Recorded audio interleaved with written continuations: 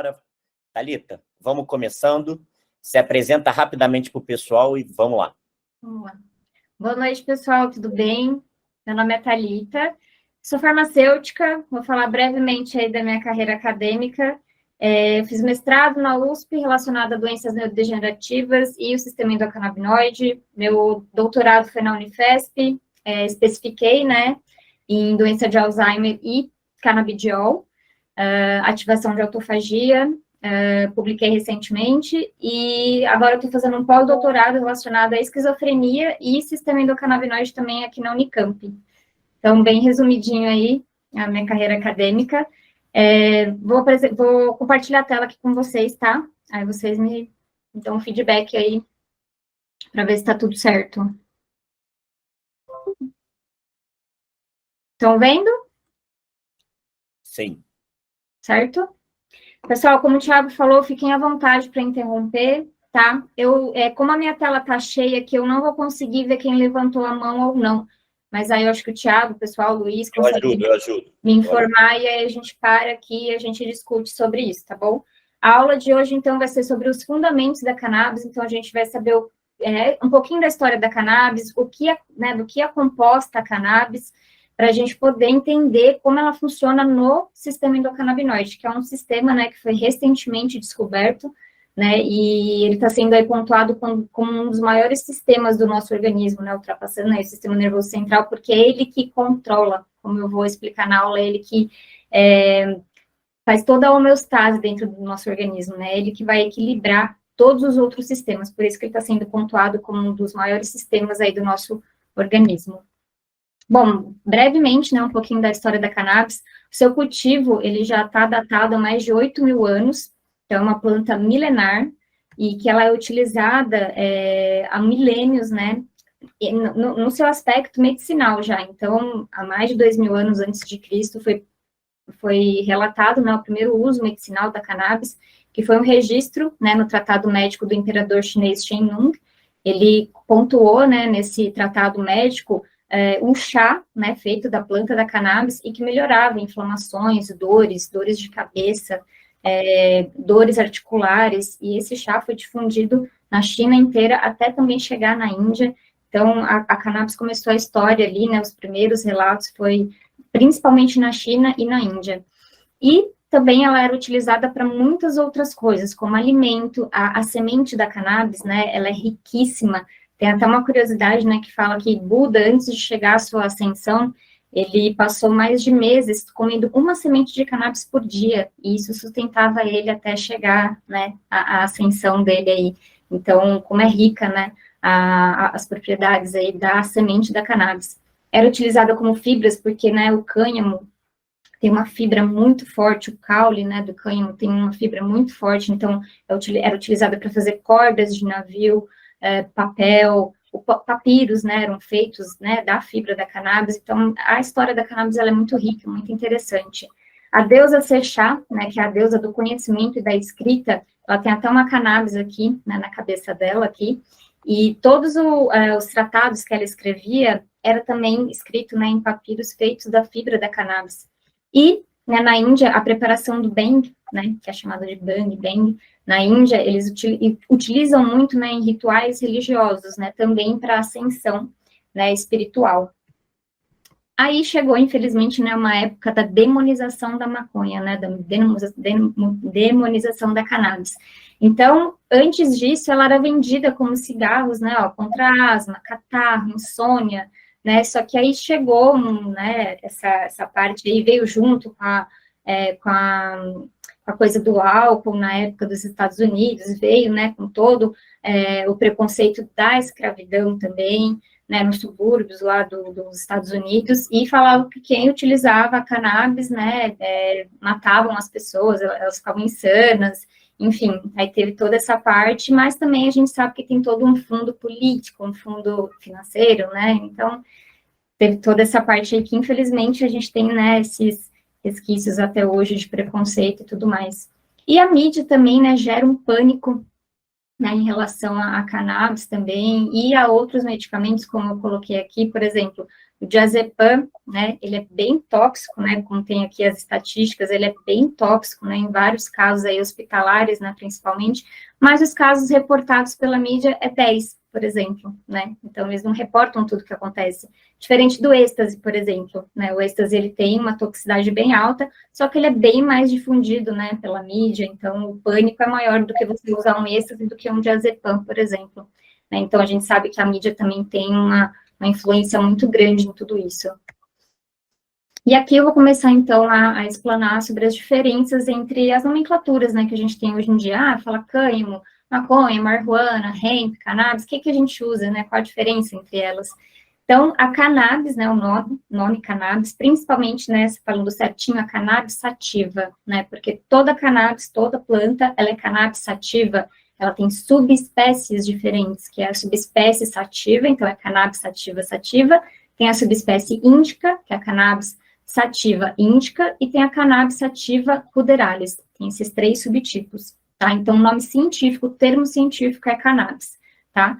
E marihuana é o que mais usa, né, nos Estados Unidos, é um nome popular, né, ela tem, uns níveis mais elevados de THC, né, que são, por exemplo, superiores à do hemp. O hemp e o cânhamo, eles são basicamente a mesma coisa, né, eles são produtos que possuem até 0,3% de THC, que são amplamente, né, comercializados nos Estados Unidos, principalmente para fazer produtos, né, abaixo, né, de 0,3% de THC, e também a parte têxtil, né, a parte das fibras, né, como eu falei, o cânhamo, ele tem a fibra muito, muito forte.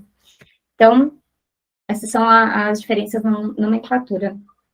A planta da cannabis, ela é constituída aqui nas suas florzinhas, né, só um pouco antes, né, explicar o que são tricomas, somente as flores fêmeas, né, produzem as flores, né, as plantinhas machos, né, elas têm os sacos de pólen, e eles não têm, né, essas florzinhas que possuem esses tricomas, que são essas estruturas bem bonitinhas aqui, redondinhas, e que elas aqui que contêm todos os constituintes, todos os compostos químicos da planta.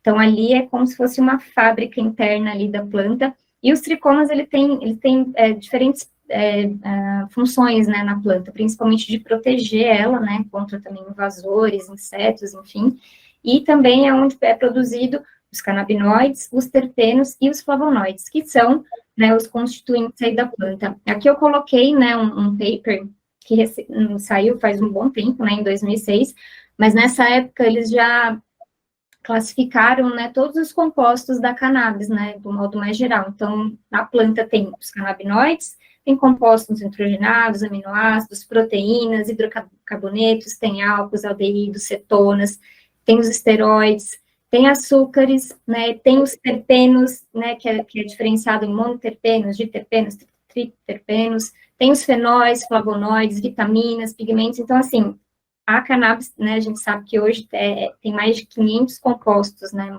500 constituintes nela. Então, ela é uma planta bem, bem rica.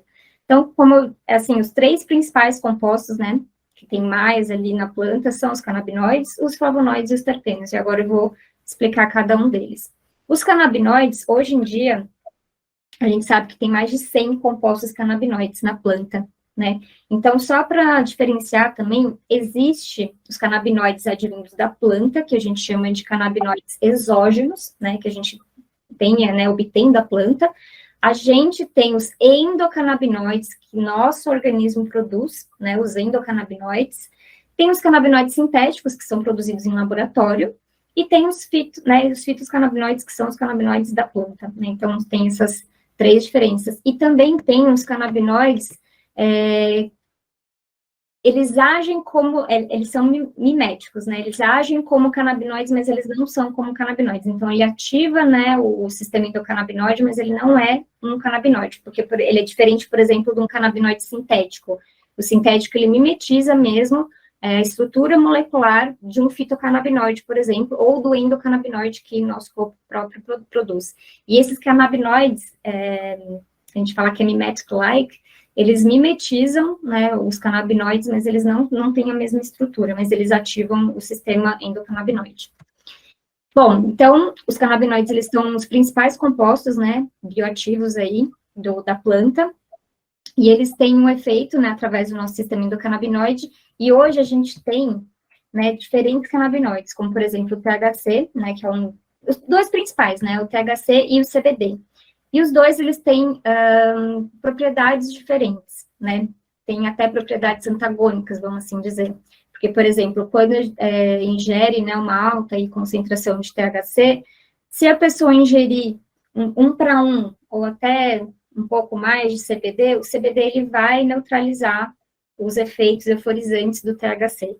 Então, por isso que um óleo, né, que tem todos os compostos, ele é bem mais interessante do que um óleo isolado. Aí, mais para frente, eu vou explicar isso também. Fazendo até um adendo aqui, Thalita.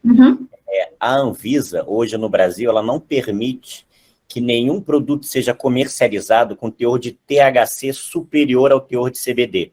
Tá? Então, é sempre produtos CBD dominantes, que a gente chama. Produtos que têm um maior teor de CBD e um teor de THC inferior. Isso mesmo. Infelizmente, né? Porque o THC tem muitas propriedades. Também E, por exemplo, quando a gente chega numa aula aí, por exemplo, para dor, enxaqueca, essas coisas, só funciona um óleo 1 para 1. Um óleo abaixo disso não vai tirar uma dor crônica, por exemplo. E, infelizmente, isso, né, no Brasil é complicado de ter, porque só permite, né, óleos abaixo de 0,3%. Mas, já tendo 0,3%, melhor que nada, né? Então, bom, temos aqui diferentes canabinoides, né, com diferentes propriedades terapêuticas. Então, a maioria deles pode ver que eles são antioxidantes, são analgésicos, antibacterianos, têm antiviral, reduz a ansiedade, eles são anti-inflamatórios, eles têm propriedade de relaxante, né, de ser relaxante muscular, antiemético, né, que diminui náusea, vômito, tem né, o THC, né, tanto o delta 9 como o delta 8, eles têm uma propriedade psicotrópica. O THC, o delta 9, né, mais que o delta 8, mas ainda os dois possuem, né, e também tem a propriedade de mexer aí no nosso apetite, né, principalmente o THC também, ele aumenta aí o nosso apetite. Bom, hoje, né, coloquei essa tabela aqui, a gente sabe que tem mais de 100 canabinoides, né, fitocannabinoides na planta, sendo, né, o THC e o CBD as maiores concentrações, né, encontradas na planta, mas todos esses canabinoides, eles possuem, né, propriedades terapêuticas, eles são importantes para ter um efeito, né, melhor aí no nosso organismo. Bom, como eu falei, né, todos esses compostos, eles vão ter, né, ações no nosso organismo e eles vão modular, né, a principal função do sistema endocannabinoide, ele é um modulador dos nossos outros sistemas, então ele modula o nosso sistema nervoso central, modula o nosso sistema imune, modula o nosso sistema endócrino, digestório, modula crescimento ósseo, por exemplo, então ele tem muitas propriedades terapêuticas, é uma infinidade, como a gente pode ver, né, com as diferentes canabinoides que a gente tem e também com os outros compostos. Então, uma combinação, né, formulada, uma combinação de todos esses canabinoides, terpenos e flavonoides, a gente pode ter uma potencialização no efeito que a gente quer, né? Então, hoje em dia, né, com o avanço da tecnologia e a gente consegue, né, separar esses compostos por HPLC, né, outras técnicas, a gente pode formular, né, uma combinação aí perfeita, por exemplo, para ser um relaxante muscular, né, para induzir o sono, ou para dar até energia e mais foco, né, a gente consegue mexer, manipular nisso hoje em dia. Bom, os flavonoides, né, eles são conhecidos como os maiores antioxidantes, né, que a gente tem aí, que existe nas frutas e nas flores e tudo mais, e esses compostos, eles são cientificamente reconhecidos, né, como um dos maiores e mais difundidos grupos de metabólitos secundários, e eles são de bem baixinho peso molecular, né, nas plantas, mas eles possuem efeitos fisiológicos bem marcantes do nosso organismo. E, né, assim, tem uma falta, né, de interesse, né, na pesquisa científica em si, em relação aos flavonoides, mas, né, o estudado até hoje é o resveratrol, né, não sei nem se estou... me enrolo para falar, mas é o antioxidante, né, o flavonoide advindo da uva, né, então ele é um dos maiores antioxidantes e o mais estudado, né, o que a gente mais encontra, né, nas pesquisas científicas a respeito dele, mas existem muitos flavonoides, né, principalmente no cacau, por exemplo, né, no chocolate tem bastante flavonoides, são antioxidantes. Oi? No vinho também, né? Vinho, sim, sim. Que é da uva, né? Vem da uva, tudo isso aí daí. E ele tem, né, tem as ações do nosso sistema endocannabinoide também, tanto de forma individual, como, né, combinada com os canabinoides também. E os terpenos, né, os terpenos, eles dão o aroma, o sabor e a cor em todas as plantas, né, que existem aí. Então, se a gente pega um alecrim, uma cera na mão, né, a gente sente aquele cheiro gostoso, é o terpeno que faz isso, né, o terpeno, ele é uma substância bem volátil, né, então ele possui muitas propriedades terapêuticas também. Então, como eu vou colocar aqui, para vocês verem mais para frente, cada um tem uma propriedade terapêutica também. Então, por exemplo, se a gente pega um canabidiol, que ele tem a propriedade de reduzir a ansiedade, por exemplo, e a gente pega um terpeno que também tem a propriedade de reduzir a ansiedade, os dois combinados, eles vão se potencializar dentro do nosso organismo e vai ter um efeito muito melhor no nosso corpo. E isso foi, né, atribuído, isso foi estudado pelo esse Dr. Ethan Russo, né, eu citei ele até na minha tese de mestrado, e ele que avaliou, né, ele que publicou, né, conseguiu trazer isso para a ciência, né, que é a sinergia entre os compostos, que a gente chama hoje de efeito entourage, ou efeito comitiva, né, os dois estão corretos na forma de falar. Então, ele que percebeu, né, que juntando esses dois compostos, eles possuem uma ação melhor do que eles sozinhos, por exemplo, né. Então, isso está sendo um conceito bem difundido agora, né, no mundo da cannabis, e a gente nem ouviu falar, né, desse efeito entourage, que com certeza também acontece com outras substâncias aí no nosso organismo. Então, Thalita, só para fazer duas coisas, uma em relação aos terpenos, que eu acho importante, quando a gente fala de medicina canabinoide, qual dos colegas aqui já ouviu falar do efeito e comprovado, né, em literatura, da aromaterapia? Levanta a mãozinha os colegas todos aí, que já ouviu falar. Né? Muita gente, né? Já ouviu falar da aromaterapia. Gilberto, e a aromaterapia existem vários aspectos. Gilberto, desculpa interromper. Você pode repetir a pergunta aí que você fez, cara? Perdão, viu? Claro. Qual dos colegas já ouviram ou já tem na prática clínica alguma coisa a respeito de aromaterapia? Né? A aromaterapia, a gente por muito tempo achava que não tinha nenhum valor terapêutico, que não era importante, mas hoje se sabe, né, que a aromaterapia é uma ferramenta importante que a gente não usa na nossa prescrição usual pelo tipo de formação que a gente teve na faculdade, mas ela é válida como método terapêutico coadjuvante, e o meio que ela tem de ação é através desses terpenos, que, na verdade, seria uma forma de medicina canábica bem primitiva, bem simples, né? Que é através não só do cheiro, mas da interação, que é a forma volátil, mas também da forma ingerida também. Existem algumas formas de uso de óleos essenciais no tratamento, que são ricos. Esses óleos essenciais são basicamente terpenos dentro desses óleos, que isso tem uma ação terapêutica direta, até no caso, antifungicida, antibactericida, e é bem interessante o estudo. Então, os terpenos eles estão sendo estudados cada vez mais a fundo,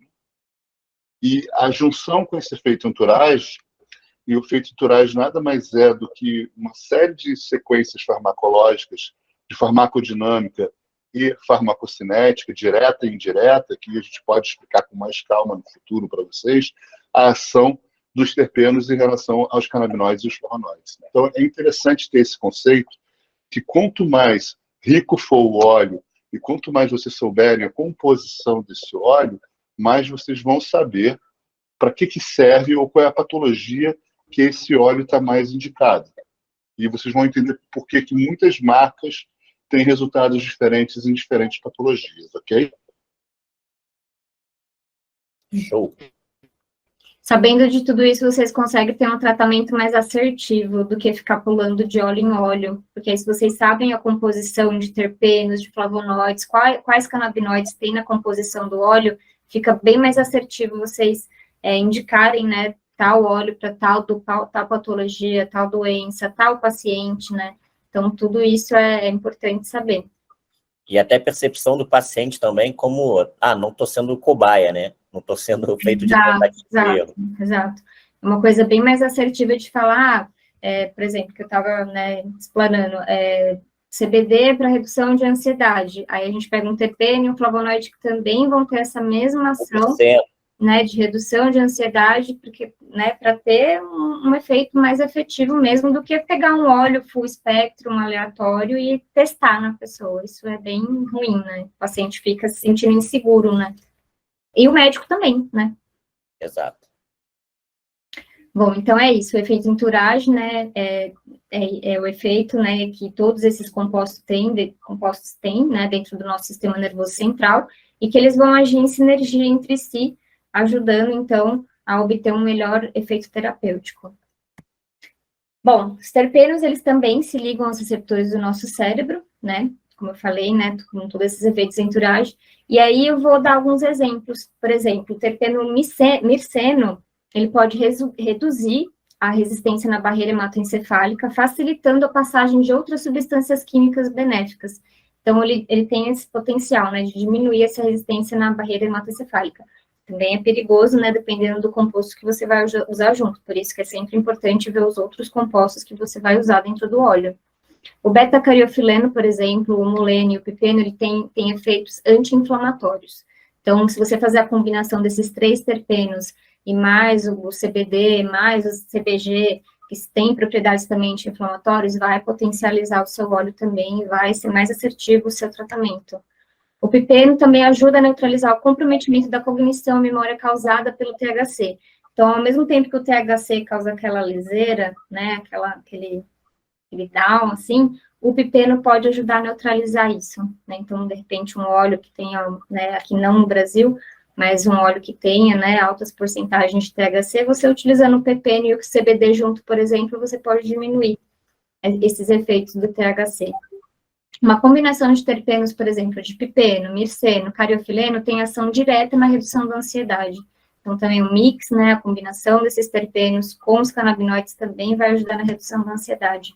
E a mistura de terpenos, vinalol, limoneno, também tem efeitos benéficos no tratamento de, por exemplo, infecções bacterianas, né, como o Gil falou, esses terpenos têm também propriedades, né, antibacterianos, né, junto também com os canabinoides, que o CBD também, ele é um bactericida, né, então tem todo esse conjunto aí, essa combinação de substâncias. E aqui a gente tem, né, toda essa infinidade de terpenos. O pessoal tá claro, o pessoal tá entendendo. Gente, vocês estão... pessoal, não tem problema, não. O Alberto levantou a mão aí, tá tranquilo, tá claro? Ficou alguma dúvida? Pessoal, acho que está com o microfone fechado.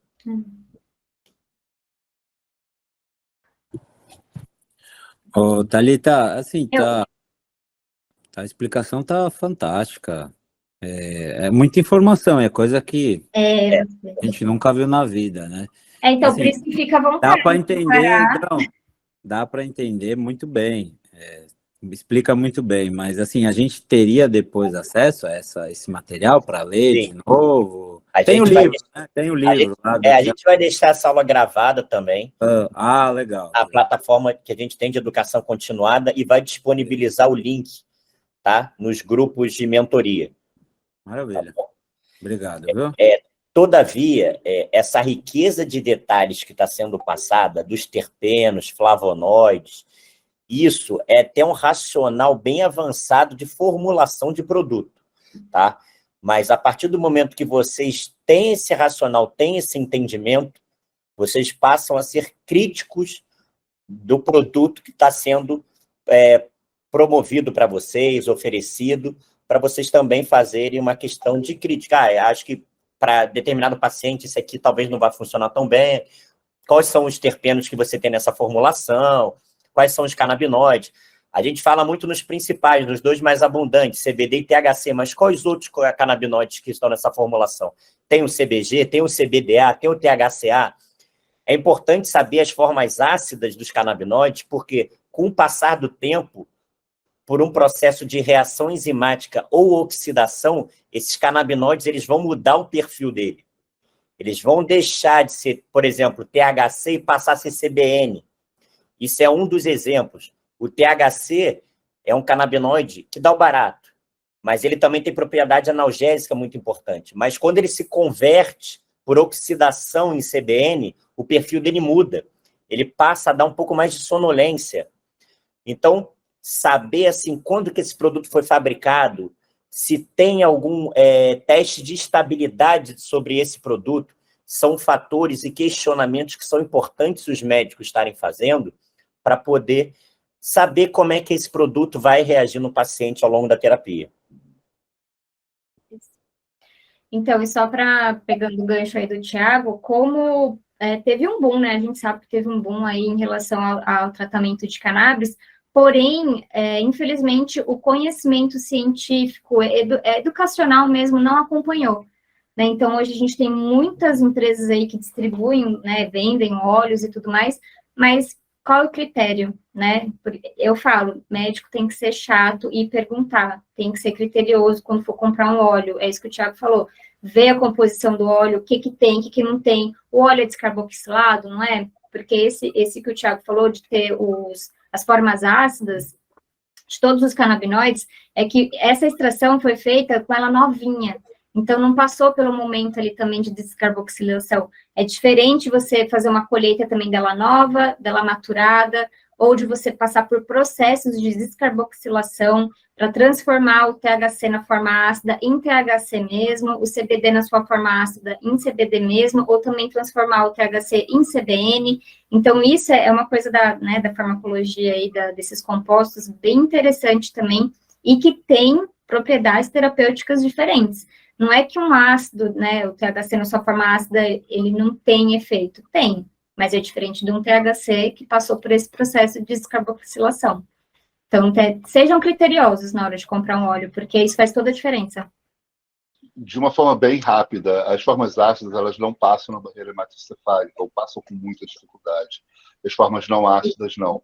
Então, na hora de escolher, por exemplo, você vai tratar uma doença neuropsiquiátrica que você quer que passe pela barreira, um óleo ácido, ele, teoricamente, não vai ter tanto efeito como você gostaria.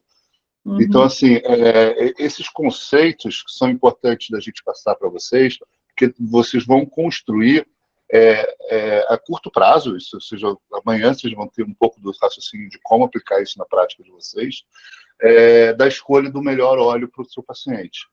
É claro que não tem como todas as marcas oferecer todas as opções, porque isso torna meio que inviável em termos de business. Mas em termos de conhecimento, como você, como prescritor, você tem que saber, inclusive, para fazer a facilitação para o seu paciente. Quando a gente fala de medicina canábica, e a gente está falando, vamos extrapolar do Brasil, o Brasil ainda está na fase 1, chega no requinte do médico prescritor prescrever o que a gente chama de strain. Strain é a subespécie da cannabis.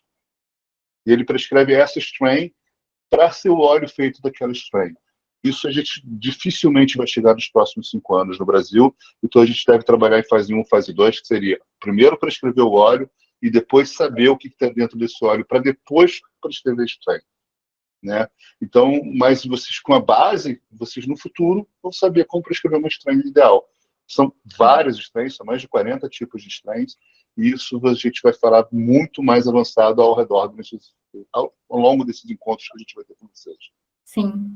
Hoje em dia tem muitas strains, né, que a gente chama que são diferentes cepas, né, porque hoje em dia, não sei se vocês conhecem, né, mas tem um pesquisador muito, muito conhecido, que é o Siddhartha Ribeiro, e ele fala que hoje, né, não existe mais a cannabis, né, de antigamente, assim, porque ela foi muito, né, uma planta engenheirada pelo ser humano, né, então a gente consegue manipular ela, por isso que hoje tem diferentes strains, diferentes cepas, né, que a gente consegue ter uma cepa mais sedativa, por exemplo, uma cepa mais que dá mais energia, mais foco, tem muitas diferentes cepas, então esse é o cenário ideal, né? Vou só corrigir. Ideal se você, né, prescrever ali a strain, que tem todos os compostos que você quer para o paciente, para aquela patologia, para, né, cumprir as necessidades aí do paciente. Pode falar, Thiago. Só tomar cuidado, pessoal, porque assim, eu já levei puxão de orelha de pessoal lá fora, que é assim, questão de cepa e strain, a gente sempre faz correlação com bactéria e micro-organismo.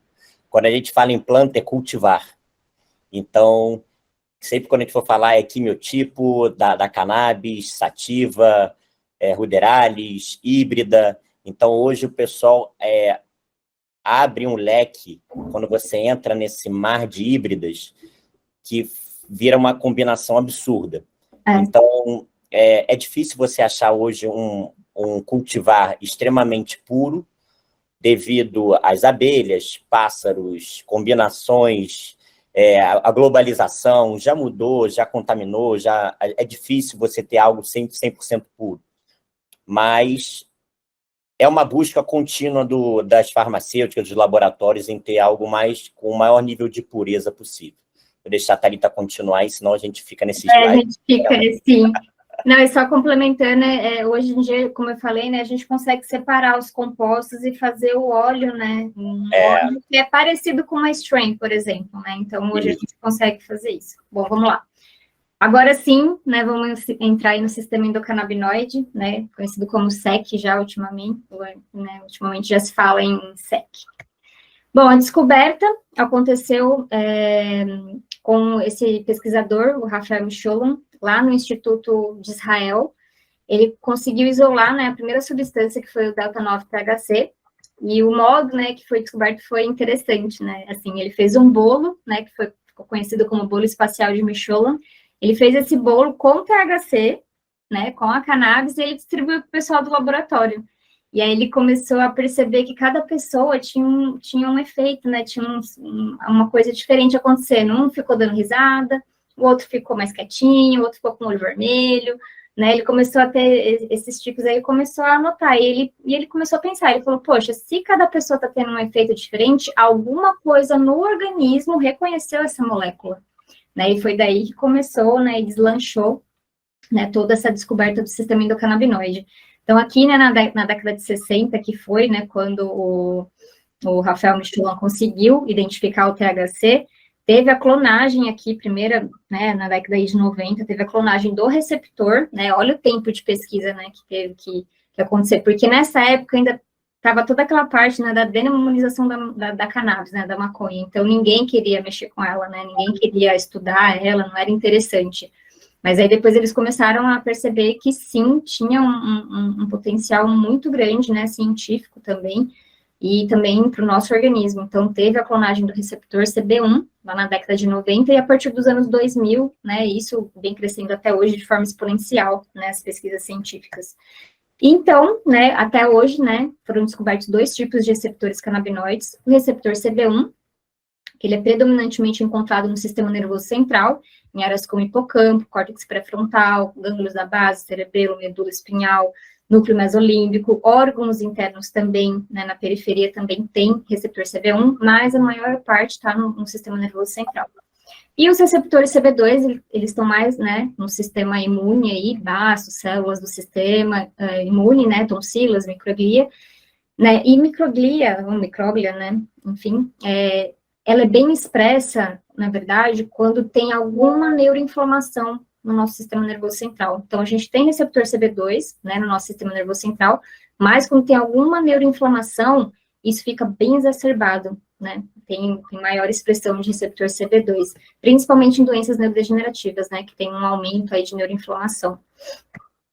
E também foi descoberto aí na década de 90... Algum colega neuro, desculpa, Thalita, desculpa. Algum colega neuro ou psiquiatra? Temos algum neuropsiquiatra aqui no grupo? Sim, não? Não. Se quiser, levanta a mãozinha, fica mais fácil levantando a mãozinha do que tentar desmutar às vezes. Ou se não tiver, de uma forma muito simples, cada vez mais estão estudando micróbia como responsável de diversas patologias do sistema nervoso central, incluindo as doenças psiquiátricas, como depressão, ansiedade, esquizofrenia e afins. Então, a gente sabe que uma micróglia inflamada, e demências, tá? Uma micróglia inflamada, ela é responsável por todo esse gama, né, espectro de doenças neuropsiquiátricas. Desinflamando a micróglia, teoricamente, a gente vai ter uma facilitação de tratamento para essas patologias. Gilberto,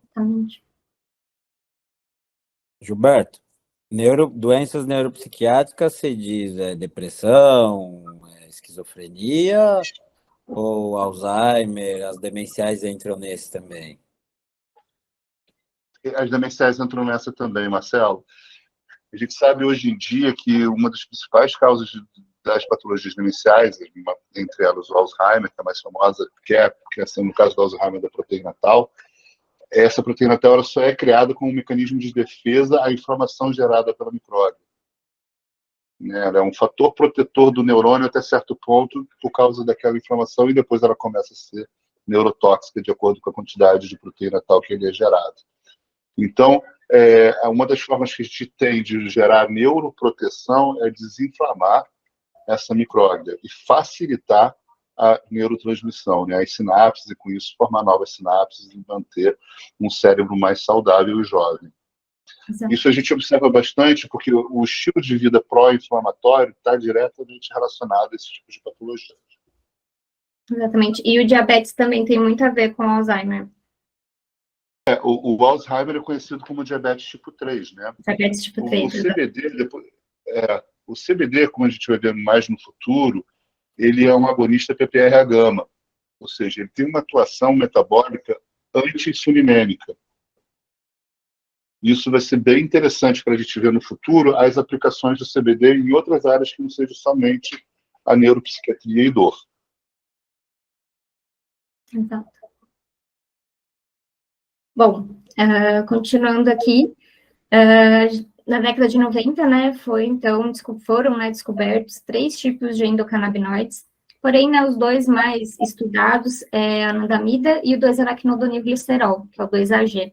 A anandamida, ela foi dada, né, esse nome para ela, com a deusa indiana, né, a deusa Ananda, que significa êxtase, né, alegria, nirvana, né, todas essas coisas. E a anandamida, ela tem uma molécula bem parecida com o THC, então a gente fala que a anandamida, né, é o nosso THC interno, né, o que a gente produz o nosso próprio THC. Claro que em quantidades pequenas, né, diferente de você, né, tomar um óleo ou até mesmo, né, de forma recreativa fumar cannabis, que tem uma concentração muito alta de THC, que vai exacerbar, né, todos os efeitos que a anandamida tem no nosso organismo. Né, mas ela é muito importante para a nossa memória, é importante para nosso apetite, ela é importante para a consolidação de memória, para esquecimento. A anandamida é muito interessante, né, muito interessante para isso, né, para o esquecimento.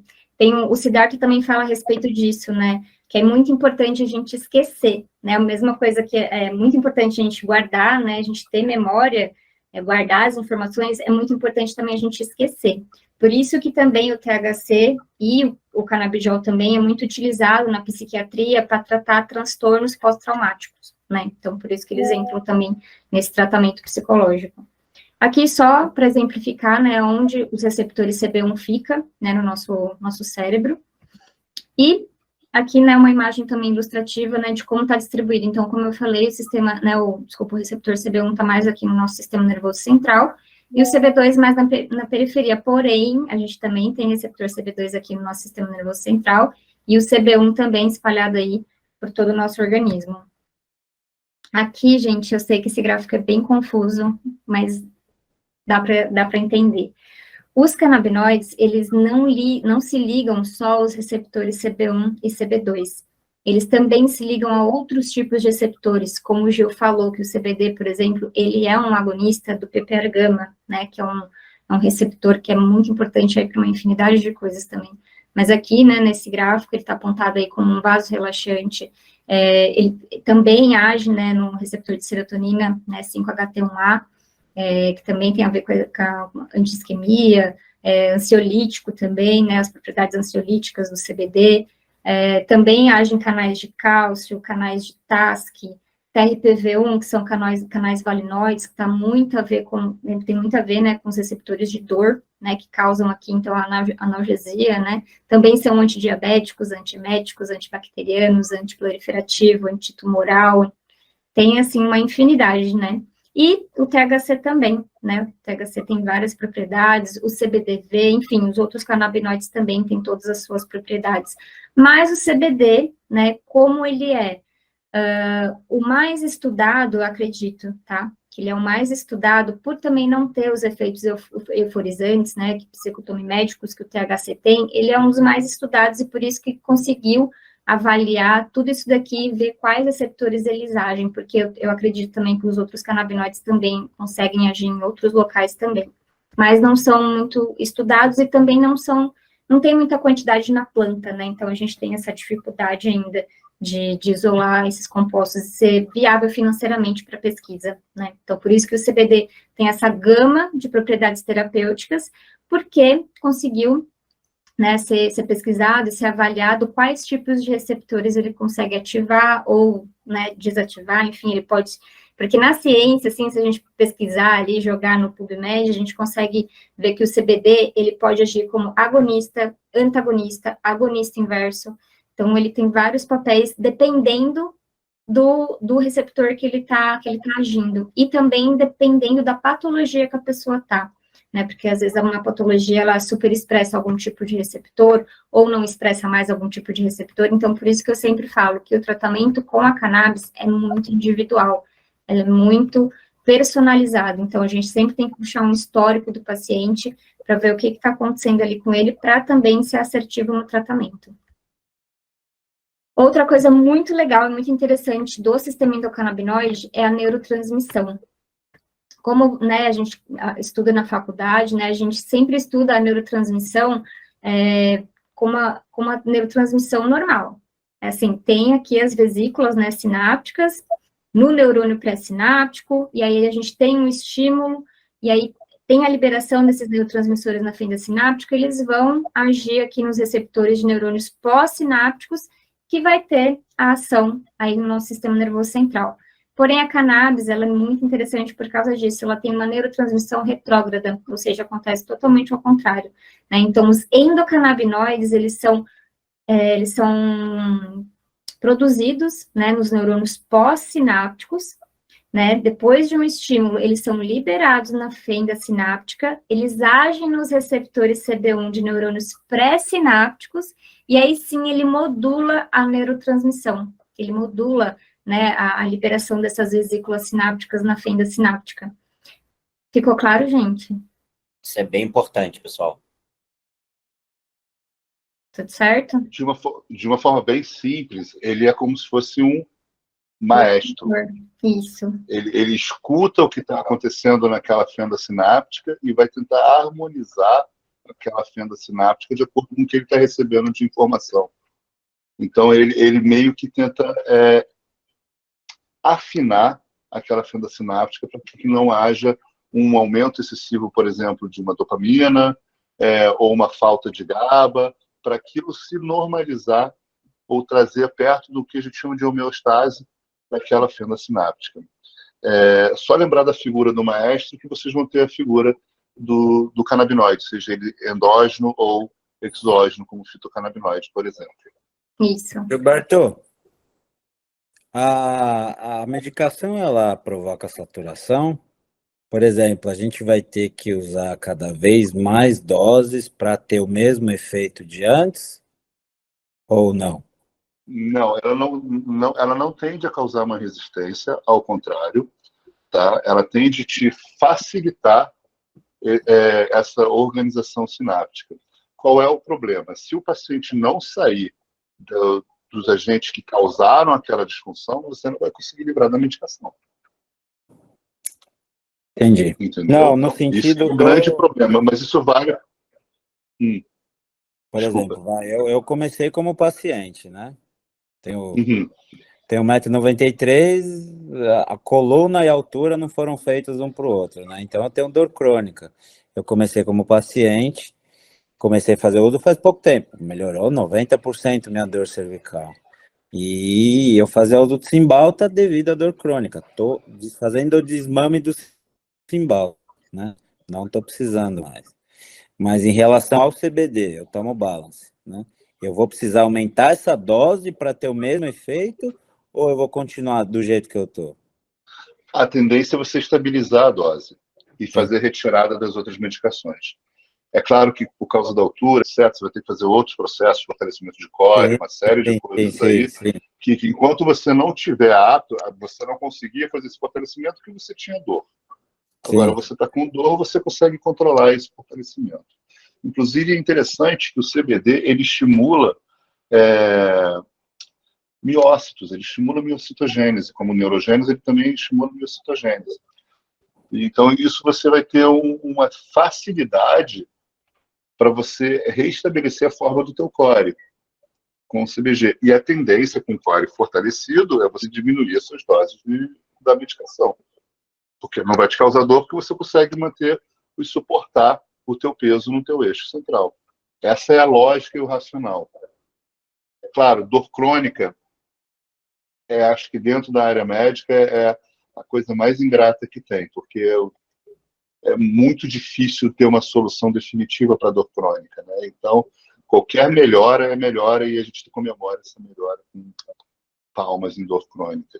Mas já te ajuda a fortalecer e tem um processo fisioterápico que te ajuda a diminuir dor a médio e longo prazo e com isso diminuir.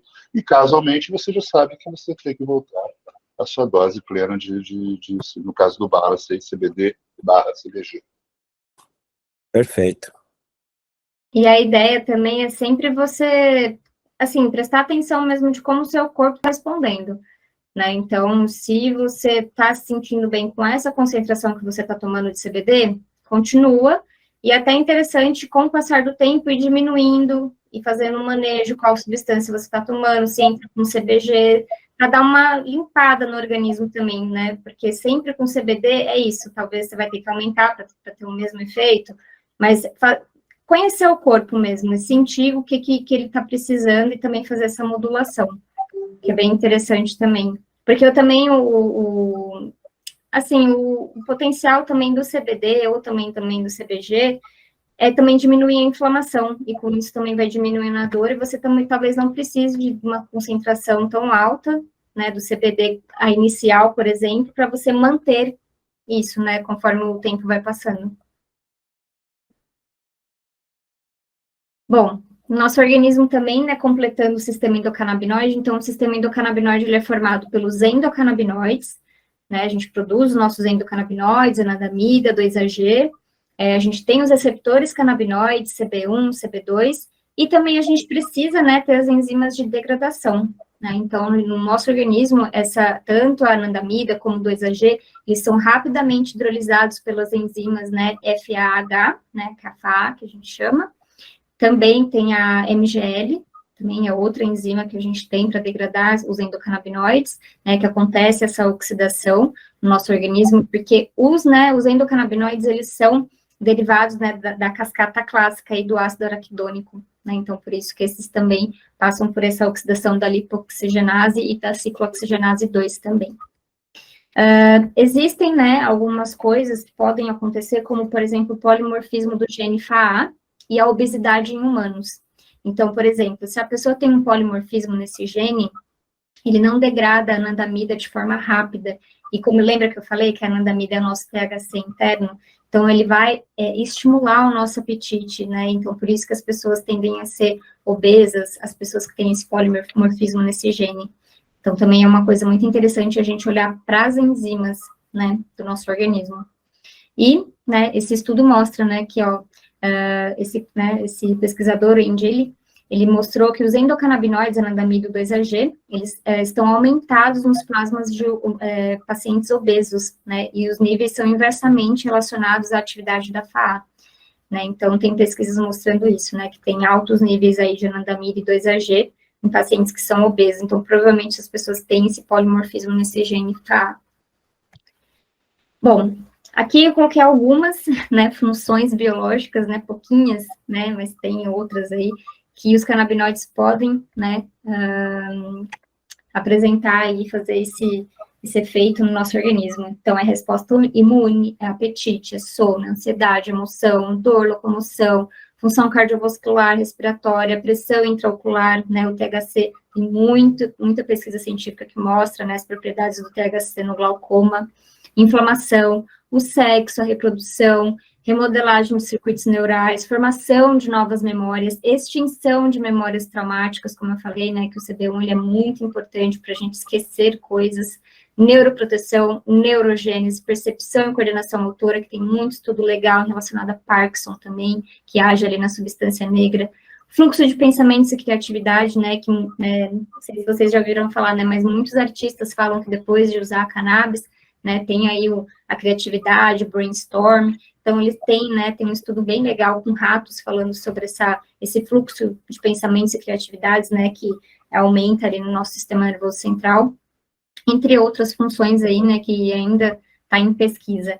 Mas, né, como a gente sabe, toda substância tem sim seus grupos de risco, né, não é que a cannabis é uma panaceia, vai, né, ajudar em todas as doenças, vai fazer tudo, né, vai fazer um milagre no nosso organismo, não é assim, né, então a gente tem os grupos de risco, sempre, né, gestantes, lactantes, né, e pessoas que estão, né, tentando engravidar, enfim, tem que tomar muito cuidado com isso, principalmente porque o sistema endocannabinoide, né, na gestação, ele é um dos primeiros sistemas a ser ali formado também, então tem que tomar bastante cuidado, assim como tem que tomar muito cuidado em utilizar em jovens, principalmente menores de 21 anos, porque o córtex pré-frontal ainda não está totalmente formado, né, então a cannabis pode agir ali de uma maneira não muito legal, então sempre ver o risco-benefício do paciente, claro, uma criança que tem epilepsia, um jovem que tem autismo, enfim, né, sempre tem que ver o risco-benefício. Claro que pessoas nessas condições precisam do tratamento da cannabis, né, que vai fazer muito bem,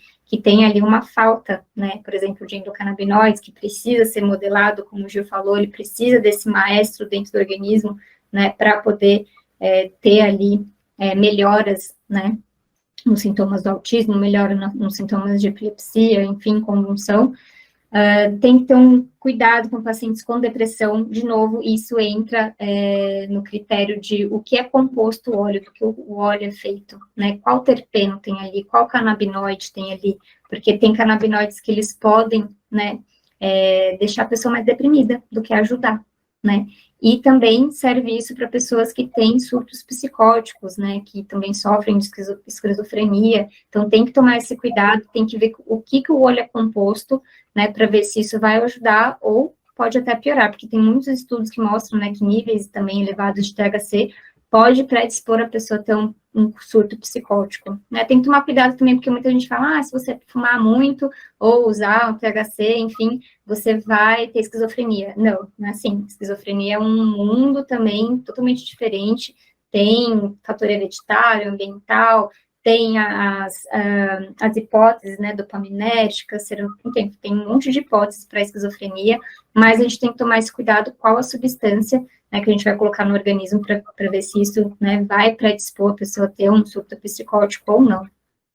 E, né, tem os grupos de risco aí, por exemplo, se a pessoa tem deficiência, né, também polimorfismo na catecol, né, a metiltransferase, que isso também pode influenciar no metabolismo da cannabis dentro do nosso organismo, assim, por exemplo, como a lactase e a álcool-desidrogenase. Então, por exemplo, tem pacientes que têm intolerância à lactose, né? Por quê? Porque falta a enzima lactase, né? Então, as pessoas têm, né, todo o efeito, né, de estufamento, enfim, todos os sintomas, né, que a pessoa tem de intolerância à lactose, assim como também a álcool-desidrogenase, né, principalmente as pessoas asiáticas, né, têm essa deficiência, né, dessa enzima, assim como a deficiência na enzima CONT pode também prejudicar a metabolização da cannabis no nosso organismo. Aqui... De uma forma muito simples, só para trazer para a parte clínica, tá, Thalita? O paciente continlento é aquele paciente que é impulsivo, que age quando está se vendo uma situação de perigo, ele tem uma reação de fuga e luta bem clássica, ou ele cai para dentro na porrada, ou ele sai correndo. É aquele cara que mal alguém que vai chegar a você e fala, olha, eu não consigo parar emprego nenhum, porque sempre que eu sofro pressão, eu espano. Esse é o continlenta. Esse continlenta, você vai ter que usar doses menores de cannabis para você poder ter uma margem de segurança com esse paciente, né? Mesma coisa daqueles que estão usando ou que têm uma monoaminoxidase alterada, né? Uma expressão da enzima monoaminoxidase alterada. A mesma coisa da álcool-desidrogenase, a mesma coisa da intolerância à lactose, que é uma deficiência de lactase. Então, esses pacientes vão te dar pistas clínicas de que você não deve começar com doses menores ou que em algum momento você não vai poder chegar a uma dose máxima para aquela determinada patologia. Então, ficar de olho nessas pistas clínicas que o paciente vai te dar. Obviamente, você não precisa dosar tudo isso no laboratório, porque muitas vezes o tipo de paciente de vocês não vai ter acesso a isso, Mas pela história clínica normal, você consegue ver qual o paciente que é continenta, qual o paciente que é intolerante à lactose e qual o paciente que tem deficiência de álcool desidrogenase. Geralmente é aquele que tem ressaca com um bolinho de vinho, ou os asiáticos e indígenas também sofrem dessa deficiência e ficam bêbados mais rápidos, por assim dizer, porque aumenta a quantidade de aldeído circulante nesse paciente. Mesma coisa vale para esse raciocínio do uso dos fitocannabinoides nesse paciente. Isso. E é importante, né, frisar aqui que cada pessoa tem um perfil endocannabinoide diferente. Por isso que a gente está frisando tanto que tem que ser criterioso e tem que puxar todo esse histórico do paciente, ficar atento a esses detalhes, porque cada paciente vai, assim, um cenário ideal, né, hoje em dia eu sei que tem, né, um tipo de kit que você faz, né, com cotonete mesmo aqui, né, na saliva, que você consegue traçar o perfil endocannabinoide desse paciente, né, então ele consegue ver se ele tem algum polimorfismo nas enzimas aí, endocannabinoides, se tem muito, se produz muito endocannabinoide, ou se tem uma deficiência de endocannabinoide, que como a gente vai ver em umas aulas relacionadas às patologias, tem patologias que estão relacionadas com a deficiência, né, endocannabinoide. Então, a pessoa ou tem pouco receptor, ou produz pouco endocannabinoide, assim, pessoas já idosas, né, já, né, naturalmente produzem menos endocannabinoides, então por isso que tem tremores de repouso, não necessariamente Parkinson, mas tem ali um tremor, por quê? Porque falta endocannabinoide ali na substância negra. Então, assim, cada pessoa tem um perfil, pode ter deficiência na enzima, pode ter excesso de enzima que degrada rápido, não deixa nem o endocannabinoide agir, ou não tem a enzima e deixa muito endocannabinoide ali na fenda sináptica, que também pode causar patologia.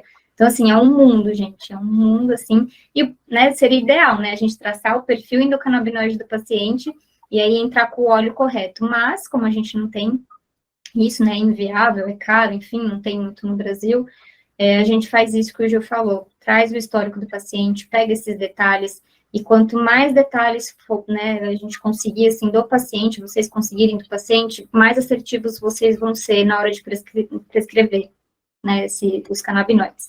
E aqui eu vou explanar, assim, as diferenças entre os óleos que a gente tem hoje em dia.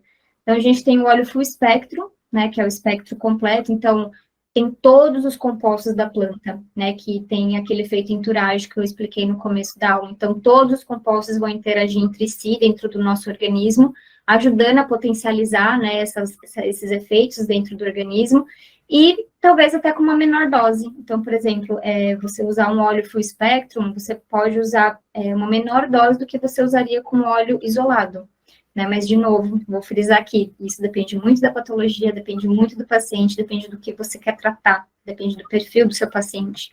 A gente tem o óleo broad spectrum, né, que é o espectro amplo, que é um óleo muito interessante também, porque ele é uma formulação que tem tudo também, tem os terpenos, tem os flavonoides, tem os canabinoides, exceto o THC, né? Essa formulação não tem THC.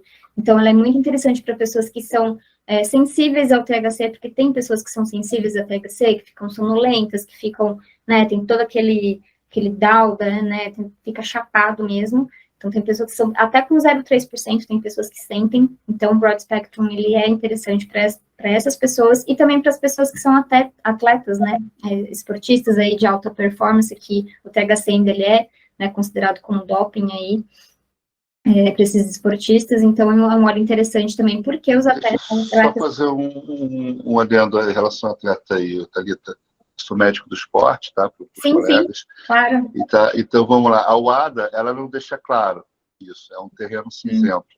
A UADA é a Agência Mundial Antidoping, para quem não sabe.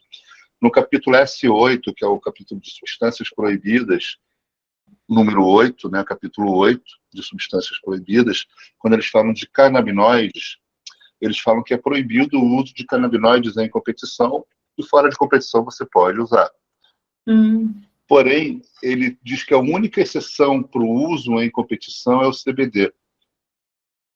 Apesar de eles escreverem um THC na lista deles como o principal fitocannabinoide proibido, eles não deixam claro em relação aos outros, dizendo que o único autorizado é o CBD. Então, isso pode gerar algum tipo de constrangimento futuro, porque a gente não sabe o quanto eles estão testando de fitocannabinoides e qual a especificidade dele, até porque o ADA não abre isso de forma bem clara para todo mundo. Então, a orientação que a gente dá para atleta de alta performance é, durante a competição, CBD isolado, fora de competição, dependendo do teu tipo de uso, se não for um uso crônico acumulativo, for uso pontual, você pode usar um broad spectrum, até mesmo full spectrum, dependendo do tempo, da distância do uso e da competição em si, para fazer a transição com CBD isolado. Infelizmente, é uma questão de legislação, e essa legislação não está clara em relação a quais fitocannabinoides eles realmente não estão nem aí. A gente sabe que a principal preocupação deles é o THC, mas como na parte de descrever o que não pode, eles colocam todos os fitocannabinoides, com exceção do CBD, o broad spectrum a gente também fica em competição, sem saber se a gente pode usar ou não. Mas o atleta amador, né, Gil? Na verdade, nem o atleta amador, porque a partir do momento que ele se predispõe a participar de uma competição, e na competição diz que ele está sujeito a doping, ele cai também. Entendi. E o colega médico cai junto, tá? Só para avisar. Ele também é processado. Porque no broad spectrum a gente tem os outros canabinoides, né? CBG, CBN, e eu não sabia se isso estava claro no doping, né? Então, gente, só o CBD isolado. Não, a gente vai dar uma aula só sobre cannabis e esporte para vocês, atividades físicas. E atividade física, e a gente vai incluir o esporte, que apesar de esporte não necessariamente ter a relação direta com a atividade física, mas a gente vai incluir também a parte de esporte, a questão de doping, que isso é uma dúvida que muitos colegas têm e ficam nisso. Então, como na verdade não está bem claro, a gente peca pelo excesso dentro da medicina esportiva. Bom, e o último óleo, né, o óleo isolado, né, que em termos científicos, né, ele só tem somente, né, uma substância. Então, hoje em dia a gente tem, né, o que eu conheço, né, a gente tem o CBD isolado e já vi óleos delta 8, THC isolado. Né, então, é só uma substância, o isolado, né, a gente não tem terpenos, não tem flavonoides, é só uma substância. E agora, eu passo a palavra para o Thiago, ele vai apresentar aí alguns óleos da empresa. Pessoal, rapidamente, só explicando questão regulatória, hoje a gente tem 2 caminhos de distribuição de produtos de cannabis, tá? Então, hoje a gente tem a importação por uso compassivo. Uso compassivo nada mais é do que uso por compaixão, tá? Que é onde a gente importa o produto direto do fornecedor, seja nos Estados Unidos, Canadá, qualquer país que tenha produção de cannabis e o produto registrado no país de origem, para o paciente final aqui no Brasil. Então, a RDC atual é a 660 de 2022, que permite, por meio de uma licença de importação, a importação do produto direto para a casa do paciente. Esse processo a gente já faz atualmente, tá? Já temos quase 1 ano e meio fazendo esse processo. A gente conseguiu, a gente bateu muita cabeça, mas a gente conseguiu hoje um lead time que é único no mercado. A gente consegue colocar qualquer produto de cannabis desse portfólio Alivita em 7 dias na casa do paciente. Isso é muito rápido, tá? A gente paga uma taxinha a mais na FedEx, etc. É um custo que a gente cobre justamente para a gente botar esse produto na casa do paciente, porque a gente sabe da urgência em começar o tratamento. Então, a gente tem 4 produtos, tá? À base de óleo. A gente está lançando esse mês agora um creme, tá? Que tem dado ótimos resultados. Inclusive, eu vou pedir ao longo da explicação que eu vou fazendo dos produtos, que o Gil vá fazendo um paralelo com a utilização na prática clínica dele com cada tipo de óleo. Então, menos o PET, né? Porque o PET ele não prescreve, mas vamos lá, o Alivita Balance, que é um balanceado entre CBG e CBD, qual a utilização, onde é que ele vê melhor aplicabilidade, para qual tipo de paciente, enfermidade, etc. Também no óleo Full Spectrum, que é o nosso Rich, e no Broad Spectrum, que é o nosso Goodwill. O Alex tem uma dúvida aí, Alex. Fala aí, cara.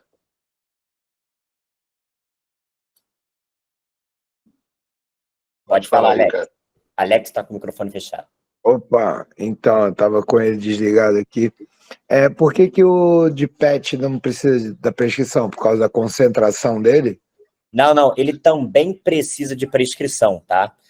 Só que o médico hoje ele acaba não prescrevendo para o animal, mas também, se quiser prescrever, fica à vontade para poder. Na verdade, o Alivita Pet ele pode ser usado para humanos também. Entendeu? Não tem o menor problema de você usar o Alivita Pet para humanos. O problema é você convencer o paciente disso. Que, como está o nomezinho PET ali, na verdade ele é um óleo tipo Goodwill, que é de 900 mg, com metade da potência. Ponto. Então, se você quer trabalhar com óleo de menor potência, você pode usar o Alivita Pet. Não tem problema nenhum. Sim. É que, se eu não me engano, o veterinário não pode prescrever ainda, né? Ele está numa zona cinzenta, né, o veterinário. Está numa zona cinzenta, Ele pode prescrever... Pela portaria 344, ele pode prescrever qualquer tipo de produto que ele entenda ser benéfico para o paciente dele. Só que não existe uma regulamentação de importação por uso compassivo do MAPA para fazer o mesmo. Porque eu já vi bastante veterinário pedindo para médico prescrever para pet. Né? Acontece. Muito por causa do uso compassivo, né? Então, assim, como a Receita Federal só faz o processo de importação de pessoa física, no caso de exportação do business to customer, ele precisa de um CPF para poder fazer essa importação. Até porque, isso, exato, o PET não tem comprovante de residência e nem CPF. Tem que ser no nome do Passa o slide para mim, Thalita, por favor. Então, vou falar rapidamente aqui do Alivita, o Balance, eu vou pular o PET. Obrigado. Nada, que isso. Vamos lá para o Balance. O Balance nada mais é do que ele nasceu de um racional onde que a gente trouxe o canabinoide CBG. Lembrando que o canabinoide CBG ele é um canabinoide em menor abundância na planta. Então, ele é extremamente caro, porque você precisa de uma quantidade de biomassa maior para você extrair ele, determinada quantidade. Então, a gente trouxe ele de uma forma balanceada, junto com o CBD, e ele tem uma propriedade anti-inflamatória muito interessante, tá? A classificação desse produto, ele é um produto full spectrum, ele tem um tipo de THC que potencializa toda essa formulação. Então, você tem 3 canabinoides aí bem importantes nele, que é o CBD, o CBG e o THC, tá? Lembrando que todos os nossos óleos, a cada 1 ml, você tem 40 gotas, tá? A titulação aqui no Brasil, culturalmente, foi feita por gotas. Em outros países, Estados Unidos, Canadá, ela é muito feita em ml, tá? Eles entendem que produtos hemp, que tem até 0,3% de THC, são super seguros. Então, isso é um conservadorismo que a gente tem aqui no Brasil, mas a gente acaba respeitando, então a gente acaba trazendo essa informação do ml por gota. Pode falar, então, antes da gente entrar especificamente no CBG, o principal causa de não adesão de uma terapia canábica é a subdosagem do médico prescritor por qualquer medo que o prescritor, tenha em relação ao produto de cannabis que ele está lidando. Obviamente, se a gente fala de com alto grau de THC ou mesmo de alto grau de outros fitocannabinoides com potencial psicogênico, né? Essa palavra, todos eles são psicoativos se você for ver à luz da palavra, mas que tem alguma ação positiva, de efeito psicoativo positivo, como sensação de brisa, essas coisas todas. Então, o médico prescritor ele tem um pouco de receio de começar uma dose que a gente chama de dose terapêutica adequada para o paciente. Então, futuramente a gente vai trabalhar o mínimo e máximo de doses para cada patologia para vocês, mas isso é meramente uma orientação geral. Como a Thalita falou muito bem explicado, cada paciente vai responder de uma forma discreta. Dosimetria, de uma forma geral, a gente trabalha a cada 5 ou 7 dias, perguntando para o paciente como ele está, o que ele sentiu de diferença. Se foi um efeito positivo, você mantém a dose que você chegou. Se não chegou a nenhum efeito ou um efeito negativo, ou você tira aquela quantidade que você colocou, ou você acrescenta de acordo com o ideal. A gente vai falar da curva IU, mas que os óleos full spectrum, em algumas patologias, eles vão além da curva IU, eles podem fazer uma curva como se fosse um N alterado. Mas isso a gente vai explicar para cada tipo de patologia para vocês. Hoje é para vocês terem ideia de como funciona o sistema do canabinoide e o portfólio que a gente tem para oferecer para vocês de produto. O Alex levantou a mão. Alex, tem alguma dúvida? Não tenho, não. Agora não. Eu queria saber a questão da prescrição mesmo para o médico veterinário, mas que realmente é o que você citou aí, tá cinzento, né? Em breve, o consultor vai entrar em contato com você e vai te explicar como é que isso funciona, tá? A gente consegue fazer uma engenharia interna para viabilizar isso. Mas... Entendeu, Alex? A única grande diferença é que o THC, os animais têm que ser mais sensíveis que os seres humanos ao THC. O cachorro, por exemplo, ele tem 10 vezes mais receptor CB1 do que o receptor CB2. Então, o equilíbrio, o centro de equilíbrio dele no cérebro pode ser afetado e pode causar um pouco de ataxia. Então, o momento que ele abre as pernas, perde equilíbrio, etc. Mas isso depois... mais ainda. A gente entra nesse jornal explicando. Com relação a isso aí, né, sobre esse assunto do uso da cannabis e tal, o CRMV disponibilizou aí pra gente um simpósio e tal, e eu fui nele, e justamente isso aí que estava sendo debatido, essa questão da quantidade de receptores. Entendeu? Agora, bacana. Alex, de uma forma geral, um pet doente está inserido numa família doente, tá? Isso é importante. Um pet ansioso, com estresse pós-traumático, ou com dor, alguma coisa nesse sentido, essa família sofre junto.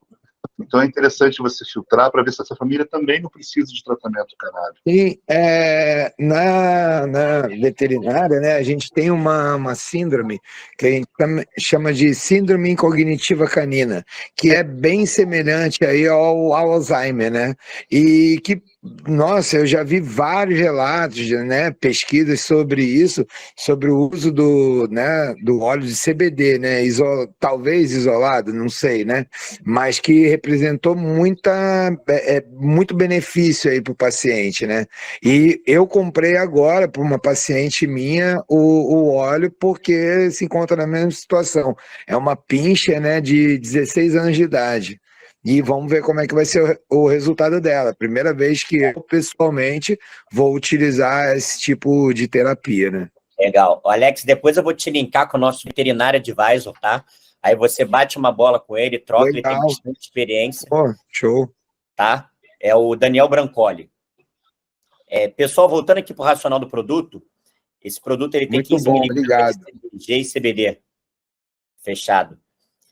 E ele vem no veículo de óleo de oliva, tá? Thalita, você passa para mim? O preço dele é R$550 e a gente parcela até 6 vezes, faz uma engenharia financeira bem legal para dar acesso aos pacientes. A experiência com o CBG é bem interessante, tá, gente? O CBG, pelo potencial anti-inflamatório, ele consegue ser superior ao potencial anti-inflamatório ao CBD.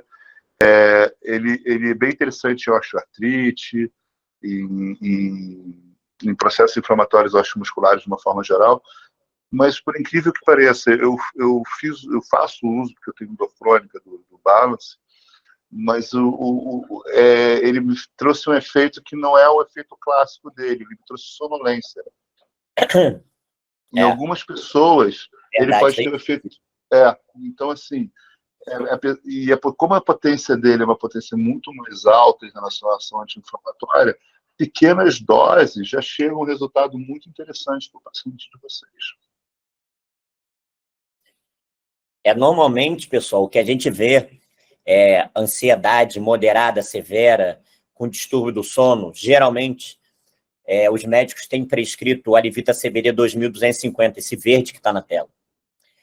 Sendo que o Gil, uma vez lá no escritório, a gente conversando, batendo, papo, a gente tinha acabado de lançar o Alivita CBG, que é o Balance, e eu dei 4 gotinhas para o Gil experimentar, e o Gil ficou muito sonolento.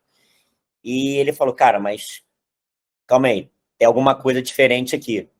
Então, acabou que, para ele, o CBG atuou nessa parte de distúrbio do sono de uma forma mais eficaz do que o próprio Alivita Rich, que tem mais CBD. Então, vocês entenderem que essa coisa é muito particular do canabinoide versus o sistema endocannabinoide do paciente. Então, é algo que não tem uma fórmula de bolo. É muito paciente a paciente que precisa ser entendido o histórico dele. Depois a gente vai passar um pouco de racional de alguns questionamentos que até mesmo eu participei na triagem de farmacovigilância no Canadá, pessoal perguntava muito se já tinha experiência com cannabis para fins recreativos, porque isso muda toda a questão da titulação, de como prescrever o produto. Então, tem algumas perguntas que são chaves aí para entender qual o tipo melhor de óleo para ser prescrito. Pode falar, Gil. Outra questão do CBG também são para alguns tumores, né? Alguns tumores a gente tem visto uma excelente resposta ao óleo, inclusive com remissão desses tumores, né? Tem uns 5 casos relatados na literatura de uso exclusivo do CBG em altas doses com remissão de glioblastomas. Então, é interessante, né? É claro que hoje a gente não vai falar para o paciente, cara, toma só o CBG que você vai ter teu problema resolvido.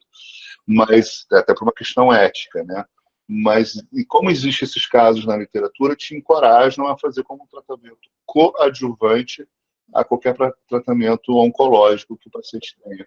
A gente tem outro caso interessante, que inclusive foi o próprio paciente que veio procurar a gente, de um CA de próstata, que o PSA dele foi caindo gradativamente somente com o uso do CBG.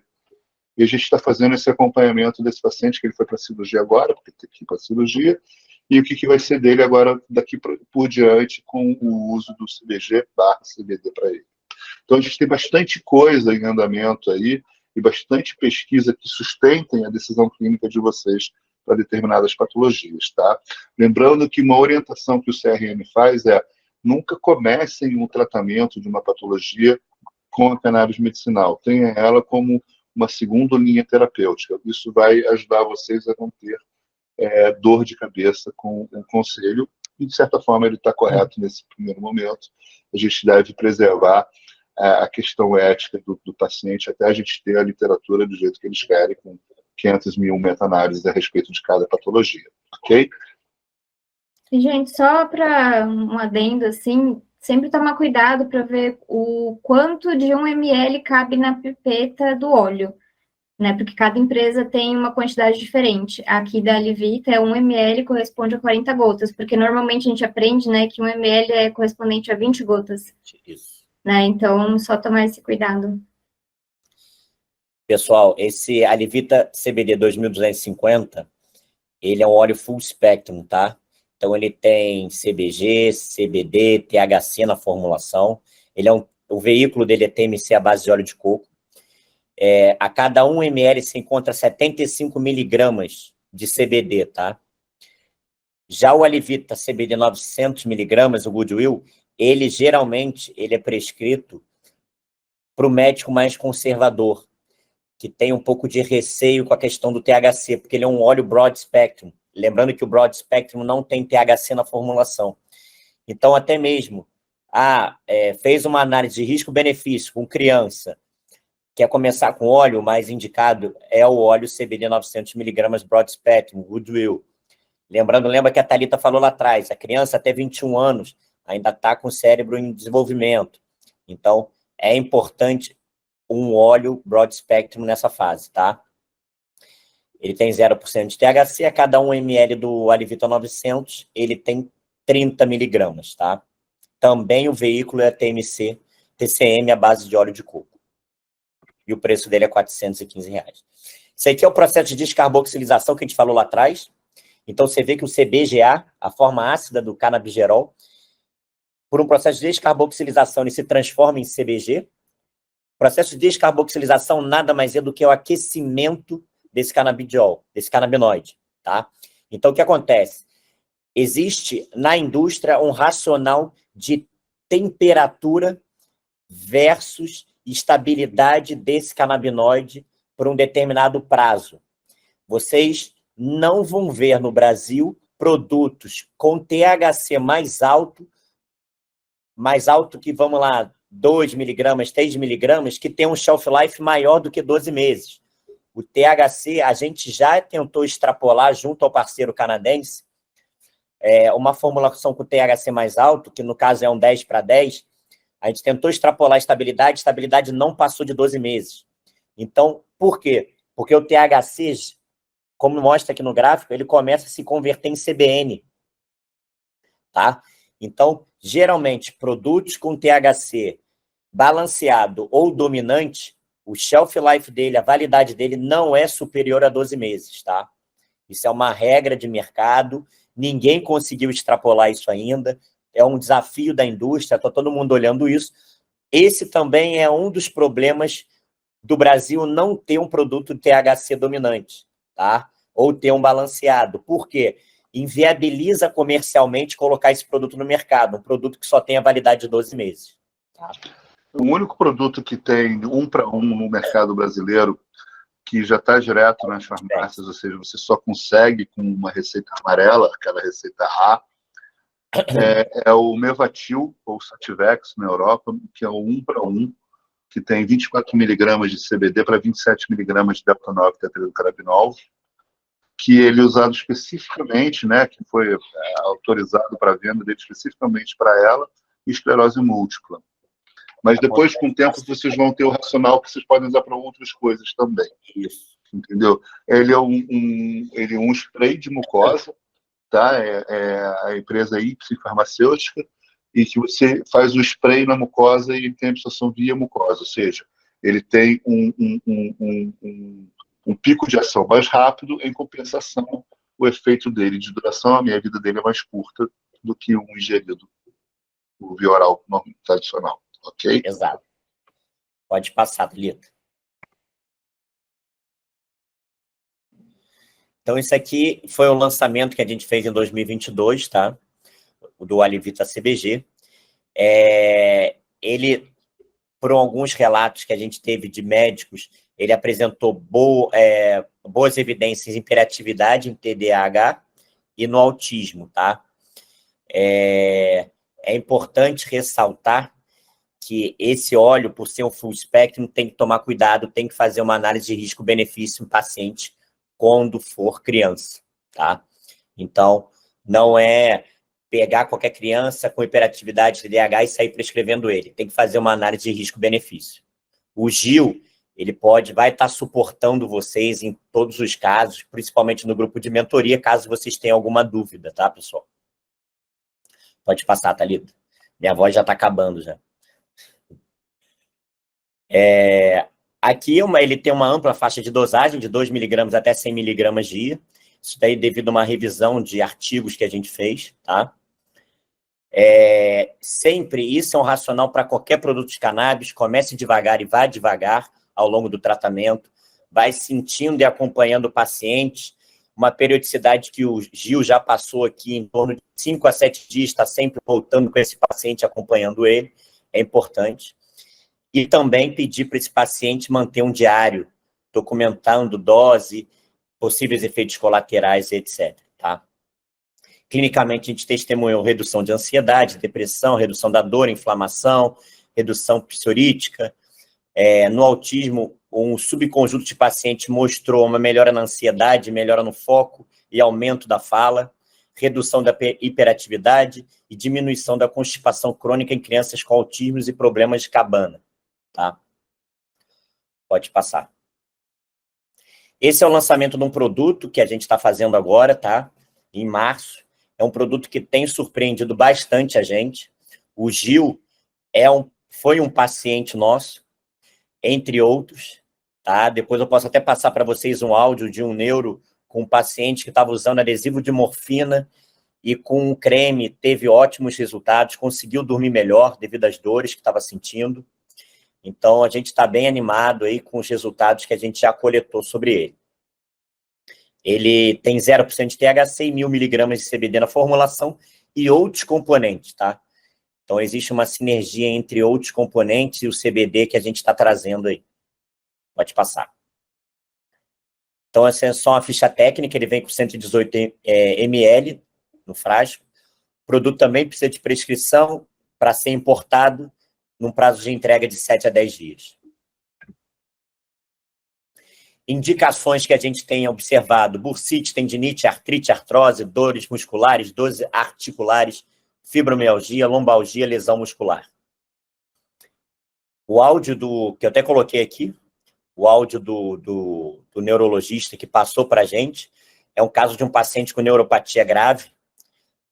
O paciente relatou em áudio, depois eu posso passar o áudio para vocês, que a pomada chegou para ele ontem, no final da noite, Ele disse que assim que estava com crise e que passou a pomada e depois de meia hora deu uma melhorada e conseguiu dormir bem e acordou bem. Hoje ainda não conseguiu falar com o paciente, mas acredita ter sido um divisor de águas no tratamento dele, tá? E a gente está acompanhando esse relato de caso.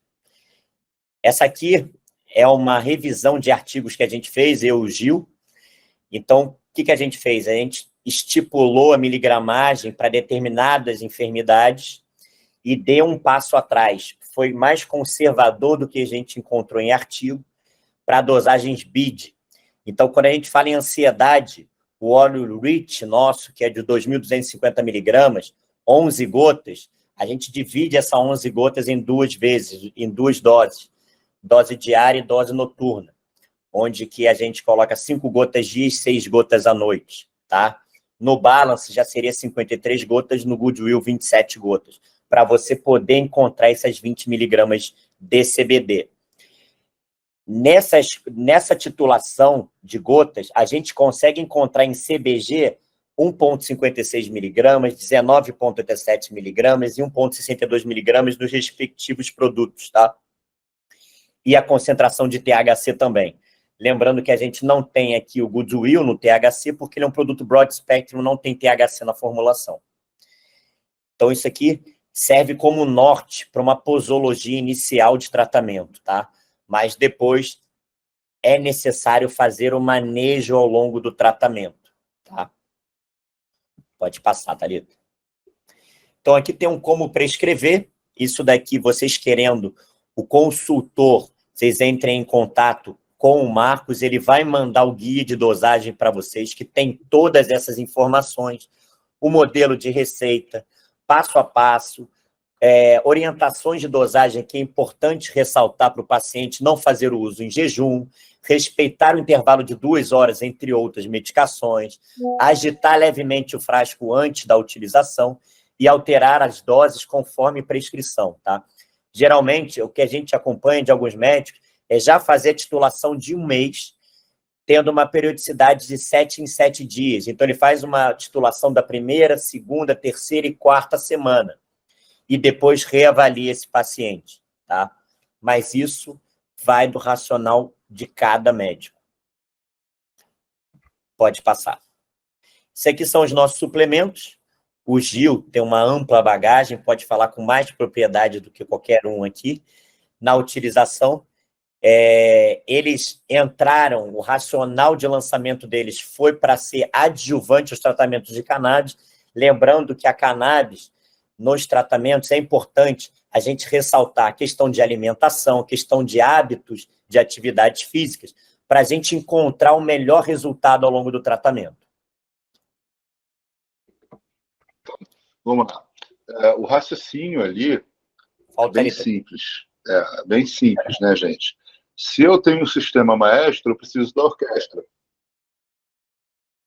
Né? Se não tem orquestra, não tem por que ter um maestro. Então, os suplementos entram como os músicos e instrumentos dessa orquestra. Muitos dos seus pacientes eles têm algum problema de absorção de nutrientes, que vão demorar a fazer neurotransmissores, ou eles não têm, por exemplo, níveis séricos ideais de o que a gente chama de hormônio D, ou vitamina D. Hoje em dia, né, 80% da população no Brasil é deficiente da vitamina D, de algum grau. Né? Então, todo esse somatório, se você não der a base para esse paciente, ou seja, der a nutrição para ele, o CBD, o CBG, o THC, eles vão ter uma ação menor do que o ideal. Então, é importante você mexer com esse terreno biológico e nutrir esse paciente para ele poder corresponder de acordo com as suas expectativas. Muitos dos tratamentos canábicos que não dão certo, ou é por não expressão de receptor, ou por conta do nutriente que não está sendo feito, ou aquele neurotransmissor determinado neurotransmissor. Como também é importante tomar o ômega 3, porque o ômega 3 ele vai ser precursor de ácido araquidônico, isso a gente já sabe também. Então, a deficiência de ômega 3 na população em geral é grande. Então, todos esses cuidados você tem que ter. E a atividade física a gente sabe que faz aumentar a quantidade de receptores do sistema endocannabinoide. Além do que ser um potente liberador de anandamida, de 2-AG que faz a contrarregulação do processo pró-inflamatório que a atividade física pode ter de forma exacerbada.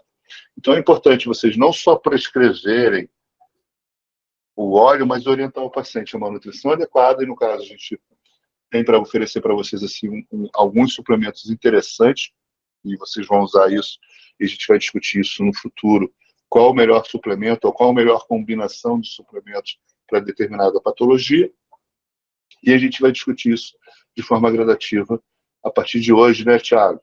Exato. Fazer o racional da medicina canábica com a suplementação nutricional e orientação de atividades físicas de acordo com cada tipo de patologia. Isso vocês não vão ter em outro lugar, tá bom? Isso é só aqui. Lembrando, pessoal, até assim, quando a gente entra no racional de medicina integrativa, pacientes que têm fibromialgia geralmente têm muita dor nas articulações. Então, atividades de impacto não são tão interessantes. Então, atividades mais leves, como talvez uma... Eita, agora já até esqueci. Hidroginástica. Quê? Uma hidroginástica. Hidroginástica, uma suplementação com produto de cannabis, você fecha o racional e você vai entregar uma terapia, um resultado muito além do que você espera só com CBD ou só com suplemento. Então, o Gil tem bastante bagagem nisso, ele pode ajudar vocês e suportar bastante vocês nesse racional. Pode passar. Lembrando, pessoal, que essa aula foi idealizada pelo nosso consultor, o Marcos, ele é de Santos. Então, qualquer dúvida que vocês tenham, qualquer material que vocês precisem, vocês podem acionar, podem apurrinhar ele. Ele está disponível 100%, 24/7, 24/7, direto. Vai me matar eu falando isso. Mas o Gil também...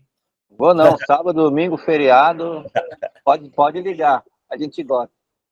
É isso. O Gil também está super disponível, eu também. Vocês podem procurar a gente, Thalita também, super parceira nossa.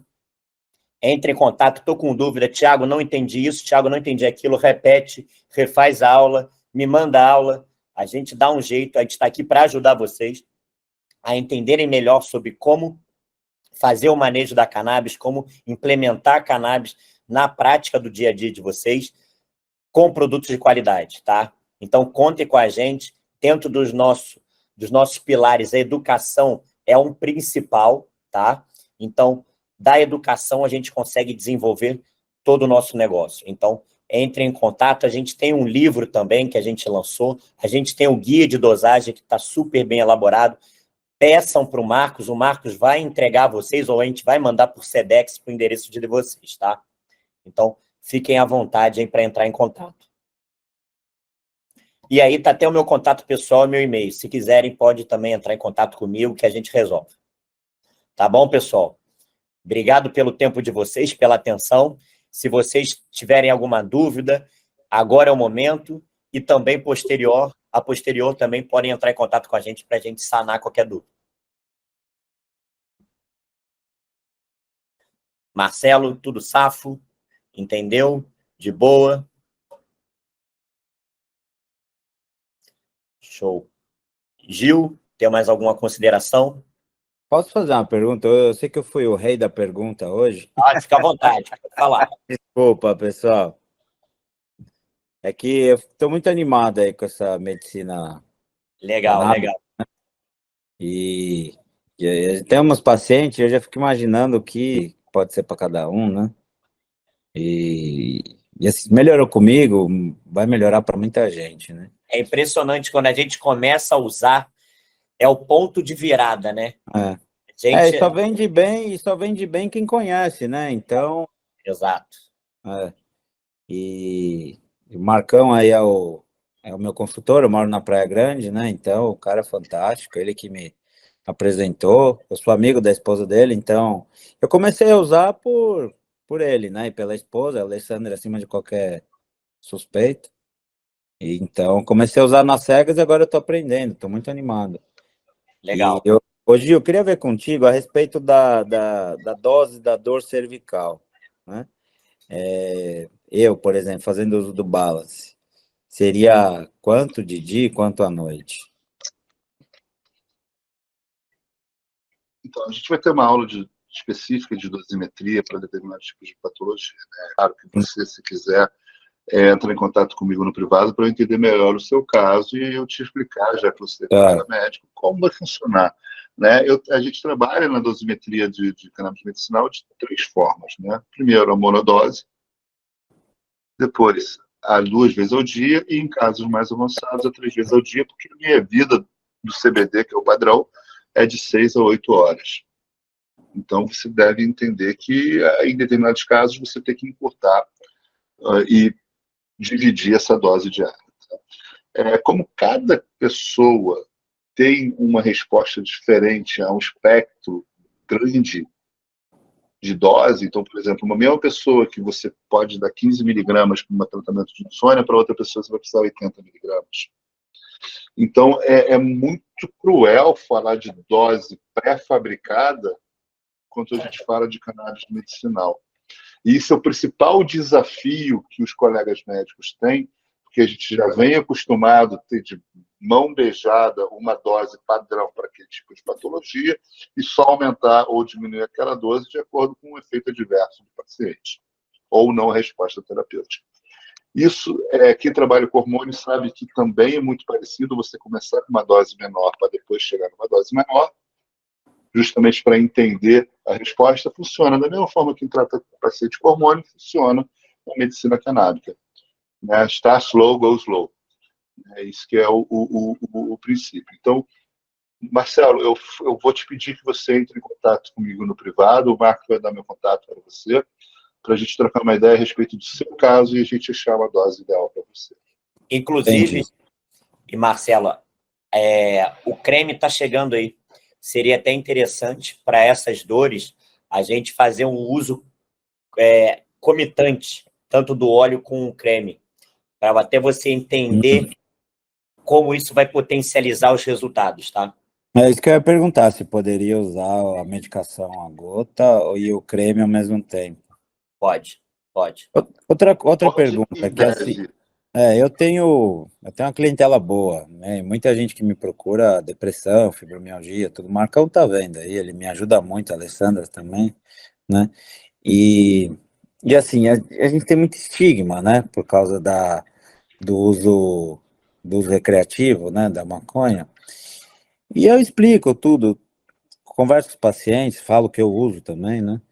Mas assim, hoje, o que seria considerado o CBD, o canabidiol? Ele é uma alopatia, ele é um fitoterápico?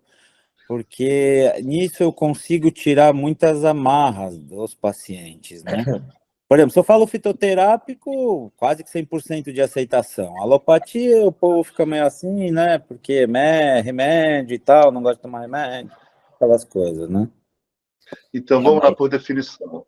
Fitoterapia é um tipo de alopatia, Sim. Com exceções de formulações homeopáticas, né? Sim.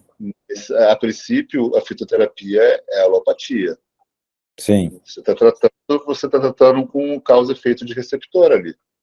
Sim. Ok? Então, ele é um fitoterápico purificado, né? A gente tem um processo de destilar esse óleo, de purificação desse óleo de grau farmacêutico. Isso é importante você conversar com o paciente, porque existem vários tipos de óleos no mercado, desde as associações até os óleos de grau farmacêutico. Nada contra as associações, elas fazem um trabalho fantástico, só que elas não conseguem manter a qualidade do produto por muito tempo. Porque não chegou, e elas não conseguem descrever a quantidade específica de fitocannabinoides e terpenos naquele produto, porque muda. Porque a próxima leva que vai ser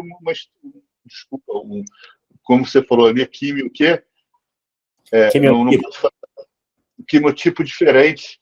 Isso. Já que estranho não dá para falar, quimiotipo diferente. Então, as associações elas têm um valor importante no mercado, sim. Elas conseguem fazer acessibilidade e, em compensação, elas não conseguem manter um padrão terapêutico. No que os óleos de grau farmacêutico você consegue. Então, e, Marcelo, assim, mesmo na embalagem, quando você olha, no verso, você tem um QR Code para você acessar o certificado de análise do produto. Então, nos Estados Unidos, a gente tem o nosso certificado de análise, a gente tem um certificado de análise de um laboratório terceirizado para fazer a contraprova do que a gente encontrou de concentração dos canabinoides, terpenos e flavonoides dentro daquele produto. Então, ali você tem 2 análises que você pode confrontar e você pode mostrar para o seu paciente. Estou te dando tanto de CBD, estou te dando tanto de THC e CBG, que são os 3 principais canabinoides. E tem também CBDV, tem outros canabinoides também dentro dessa formulação, que é um óleo full spectrum, que é a planta inteira, né? Então, de uma forma geral, cara, você fala, é o fitoterápico de grau farmacêutico. Não tem problema nenhum você falar isso. E todo fitoterápico, não, mas 90% da forma de uso dos fitoterápicos é alopática. Seria como Então, se fosse um nutracêutico, por exemplo, um nutracêutico, assim, da mesma categoria. Não categoria, mas a mesma suplemento, né? Ele é um medicamento. Eu acho que o nutracêutico entra mais como um suplemento. Verdade. Assim, a visão dos Estados Unidos, no Brasil ele é considerado um medicamento, tá? Nos Estados Unidos, suplemento. Exato. E nos Estados Unidos, até porque nos Estados Unidos você tem medicamento controlado. Né? Então, por exemplo, assim, você encontra o mesmo óleo nos Estados Unidos com diferentes valores, mas lá a confusão é outra. E se tratando de Brasil, o que chega aqui é de grau farmacêutico. Tá? Isso que é importante você passar para o teu cliente, para o teu paciente. É um óleo de grau farmacêutico com certificação, não só nos Estados Unidos, mas a Anvisa exige que essa certificação seja feita aqui também. Então, todo o processo é um processo transparente e que você sabe exatamente o que você está dando para o seu paciente. Tá? Por isso a importância de você usar óleos de grau farmacêutico. 100% orgânico e 100% orgânico. Então, a gente conseguiu a certificação do SG Organic, onde que a gente é auditado bimestralmente, e a gente tem que comprovar que desde o cultivo até a formulação final, passando pela extração, não tem nenhum componente químico, tá? Dentro do produto. E a gente é auditado por isso. Então, isso dá segurança para o médico, dá segurança ao paciente, sabendo que não está usando nenhum produto que é nocivo à saúde dele.